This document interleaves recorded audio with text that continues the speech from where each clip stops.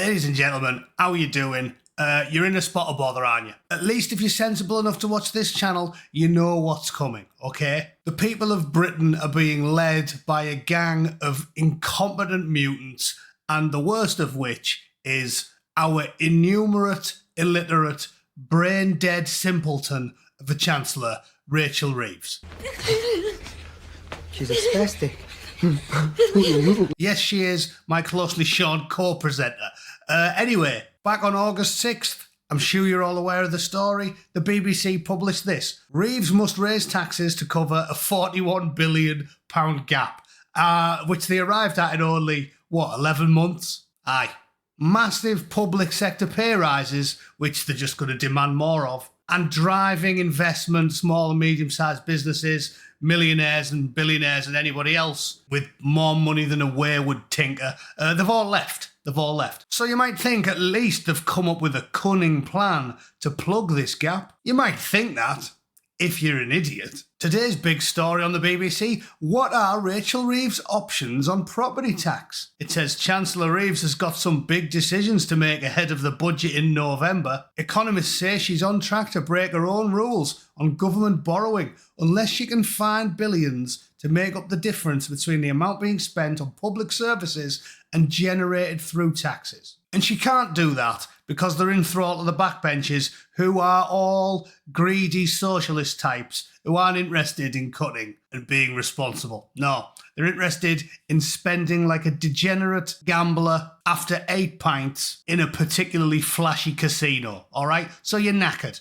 I'm going to talk about it. I'm going to tell you why the IMF's probably going to end up getting involved and basically you're going to be humiliated as a nation again. But that's what you get when you vote Labour. I mean, we all saw it coming. There is at least one silver lining I can think of. There's one silver lining. The UK has over 300 zoos. Chester's got a good one. Paynton Zoo's pretty good. I've been there. Edinburgh, London, there's loads of good zoos. So the silver lining, the only silver lining I can think of with a Chancellor that brain dead running things, is that if you've ever wanted to know what a red panda, a marmoset or a giraffe tastes like, you're probably going to find out in the next 12 months. Yeah, because when we run out of rats and dogs, you're going to be eating them.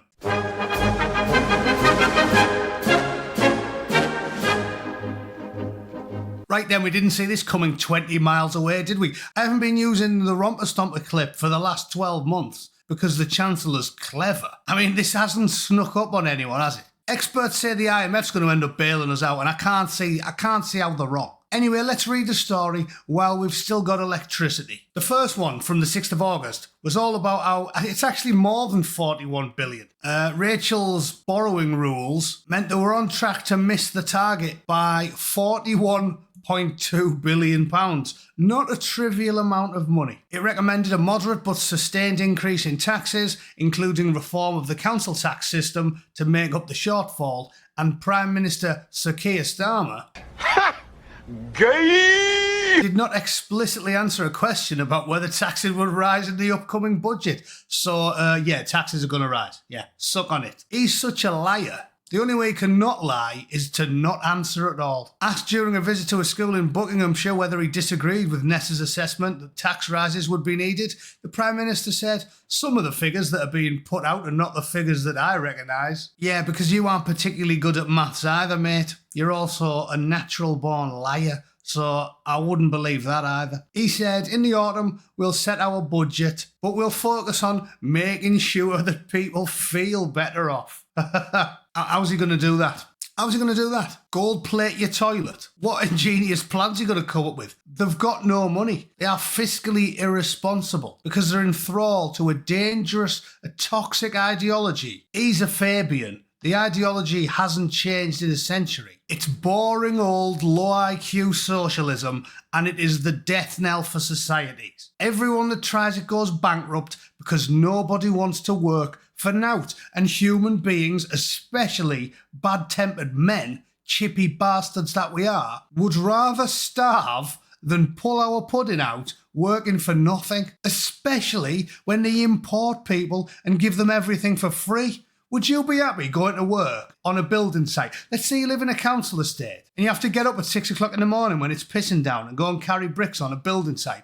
And every day when you leave, cold and pissed off, and damp. You know, on the drive home from work at about 4 o'clock in the afternoon, when you arrive at your scruffy council house that you still have to pay council tax for, you're going to see a gang of 20 Marlies sitting on deck chairs getting pissed for free with beer that you bought in a council house that they don't pay any council tax for, roasting a goat in the front garden or whatever, a swan. I mean, you know, we pay for all the food, but they're still like scranning the wildlife. No, we're not doing it. I'd rather be a dolly. I'd rather have nout, live off council pop and salted porridge and sit on my fat ass all day than give the likes of Reeves and Starmer the fruits of my labour. That's why you're going bankrupt, to say nothing of everything else. But when the taxes get to a certain level, it removes all incentive to work. So of course you're going bankrupt. They drive the wealth creators away. In fact, I even put me down, because I've never had any dole money. Not once. Not a single pound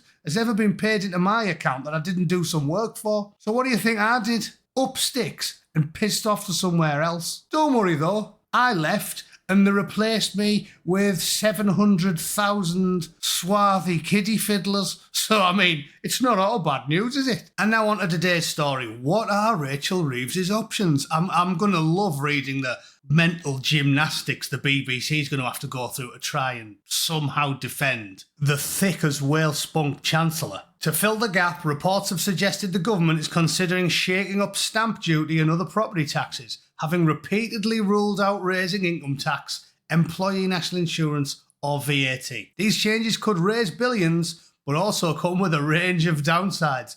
No shit, Sherlock. The first of them is national insurance tax for landlords. A person's earnings from renting out a home are currently exempt from national insurance in many cases, but the Resolution Foundation think tank has proposed undoing it. They have suggested all landlords should pay national insurance at a basic rate of 20% and an additional rate of 8% for properties earning over 50 grand a year. The proposal would not apply to companies that own properties, and the foundation recommends phasing the introduction of the tax to make it sting a little bit less. The policy has a cheerleader in Torsten Belt, who was chief executive of the Resolution Foundation when it initially floated as an idea. Yeah, if you think a bloke called Torsten Bellend is going to come up with a good idea, you need to give your head a good shake. I don't even need to read the idea. I just know that if some bloke called Tarquin or Torsten come up with it, it's a shit one. However, I'll give you one blindingly obvious one. Blindingly obvious to everyone except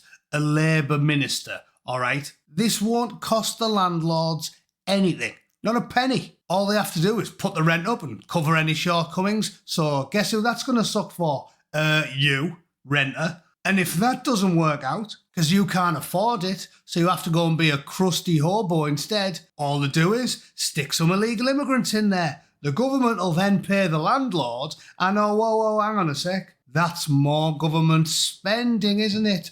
Oh no, probably going to end up costing us money then, isn't it? Option number 2 is capital gains tax changes. It's a charge on the increase in the value of an asset when you sell it, and applies to the sale of things like paintings, second homes, stocks and shares. But main homes are currently exempt from CGT. Yeah, tell you what's going to save us? Paintings. The colossal market in fine art is going to drag us out of a £50 billion black hole. Nice one. I sell shit art. You want 20% of what I've made this year? It's probably about, what, 11 quid? You can have that, Rachel. Yeah, cheers. Happy to help. So, under these new plans, if you bought the main home you live in for 200 grand and sold it for 210 grand, you're entitled to that 10 grand. Yeah, because it's yours. However, the government is considering removing this relief for pricier homes, according to the Times, which would mean those sales would be subject to CGT. How much this would raise depends on what the value threshold is for homes. In the last financial year, the tax raised 13 billion. So again, drop in the ocean, and it ain't going to go that high this time around because the tank in the economy, no one's got any money, no one's buying. Brilliant. And plan number 3 is stamp duty abolition. Those buying homes for less than 125 grand don't pay it anyway, and first-time buyers don't pay it on properties worth up to 300 grand. Colleen Babcock, Rightmove's property expert, said the tax is a huge barrier to movement from first-time buyers to downsizers. However, getting rid of stamp duty would also mean lost revenue, with 11.6 billion raised from the tax in the last financial year. As such, reports suggest any abolition of stamp duty would come alongside other property tax changes. And the only other plan anyone seems to be tabling is yet another tax hike on something else, which is gambling taxes. Gordon Brown. Oh, hang on, I've got one for Gordon. All Rachel Reeves wanted to do was tax everyone until the balls ache. Now, evidently my cycloptic colleague informs me that that can't be done.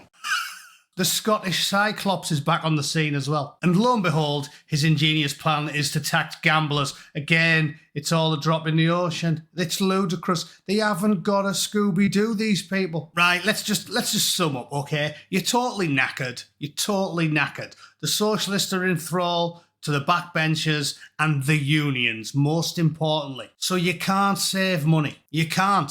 And they're greedy. Every Scouser socialist, for some reason, are all Scousers, like Len McCluskey and his ilk. All they're going to do is keep bleeding you. Every time they give the tube staff or the nurses and the doctors a pay rise, they wait 6 weeks and then they go on strike and demand another one. Because they know the Labour government won't make any difficult decisions because they're in thrall to the unions. Public debt's currently around 100% of GDP, and that's going up. And revenues are going down. 1 in 4 people's disabled, apparently. Yeah, so according to government figures, Stephen Hawking is now an alpha male in the UK, right? He's the healthiest specimen you'll see in the average town, if you're to believe the figures. Debt will definitely continue to spiral because nobody's willing to make any hard decisions, and growth is going to stagnate because all of the wealth creators and the people that would be interested in trying to make some money aren't interested in making any money because they know they're going to get it stolen from them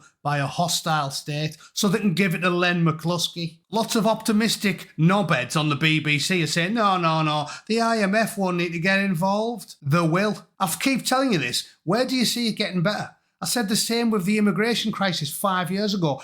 Do you think 2021 is going to be better than 2020? Do you? Do you think there's going to be less fighting age men coming in? No. And the same applies now. You're going to be more skint in 2026. And guess when you're going to be more skint than 2026? 2027. Okay? Trust has evaporated. The thieving, lying socialists in the government will keep taxing you and then keep giving that money to people that have never paid into the system, never done a day's work, the sick, the lame and the lazy. They're the only 3 groups the Labour government has ever looked after, and we can add a 4th, illegal immigrants. Okay? You're done. You're done. So again, to sum up, batten down the hatches, buy Bitcoin, get rid of your cash. They're gonna steal it. They're gonna rob you blind. Fill your garage with ration packs. Get as many legal weapons as you can because there's going to be total collapse of the police. They're not going to go to work when they're not getting paid anymore. It's going to be like Detroit, except we haven't got RoboCop. Yeah, it's funny I mentioned Stephen Hawking because that'd be the British government's answer to Ed 209. Okay, a bloke who can't even stand. It's going to police the streets. So you're knackered. You're in the shit. Prepare yourselves as best you can. But that's just my opinion as usual. I might just be a cynical wanker. If you disagree, please tell me down below. I love to read the delusional ramblings of the mentally ill. Okay, so if you think Rachel Reeves is going to pull it out the bag and taxing the balls off rich people is definitely going to solve all your problems, and then, giving that money to Somalian pirate captains and Workshire Scousers, please let me know in the comments because I love it. I love to read it. Thanks for tuning in. As always, I'll see you all tomorrow. Toodle pip. Cheers.